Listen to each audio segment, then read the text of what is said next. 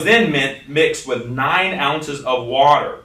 When we keep in mind that biblical wine generally had a much lower alcoholic content than wine today, it becomes more clear that biblical wine drinking really cannot be compared to wine drinking today. As another author notes, and he states this, think about this in comparison to today.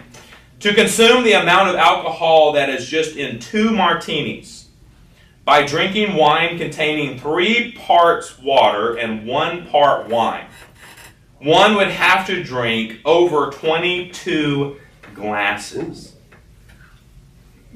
In other words, it is possible to become intoxicated from wine mixed with 3 parts water, but one's drinking would probably affect the bladder long before it affected the mind.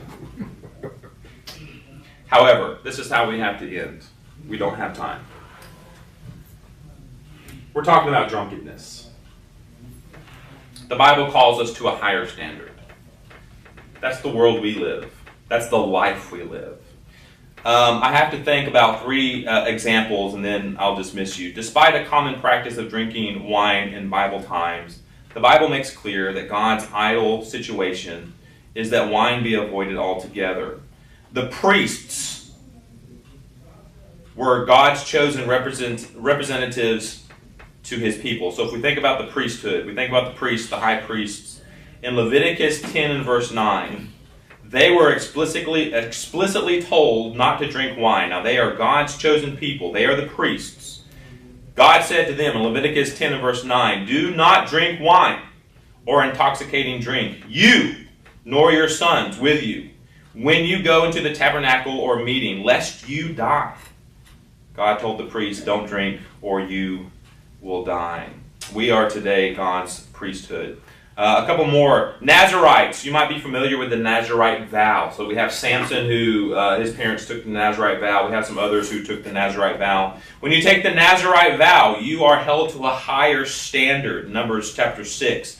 And part of that Nazarite vow is that they were not able to touch the dead, or a dead person cannot cut the hair, and they cannot come into contact with wine or any product of the wine process. So they were to avoid wine. Why? Because they were then held to a higher standard under that contract or that Nazarite vow. But then a third example, thinking about a higher standard, is that there's a king in Proverbs 31, 4 and 5, who says that it is not for kings, I'm not sure his name, Lemuel, it is not for kings to drink wine. Why would kings not drink wine? Nor for princes to drink intoxicating drink, lest they drink and forget the law and pervert the justice of all the afflicted. So there's a king in Proverbs that says that kings should avoid wine because it will affect their mind when they are ruling over the land. And so I think if we could look at the priests in the Levitical priesthood, and we can look at the Nazarite vow, and we can look at kings and Proverbs, and we think about today how God has held us to a higher standard, we need to do everything we can to avoid drunkenness. And again, that's just the dangers of drunkenness. All right. Next week, we're going to be in Genesis chapter 11 talking about Babel. What happened at Babel? Man, whenever they built that tower to heaven and God came and dispersed them and changed their language. And what can we learn from Babel? Which I think is the beginning of Babylon, the place of Babylon. All right, that's all for today. Appreciate your attention. You're dismissed.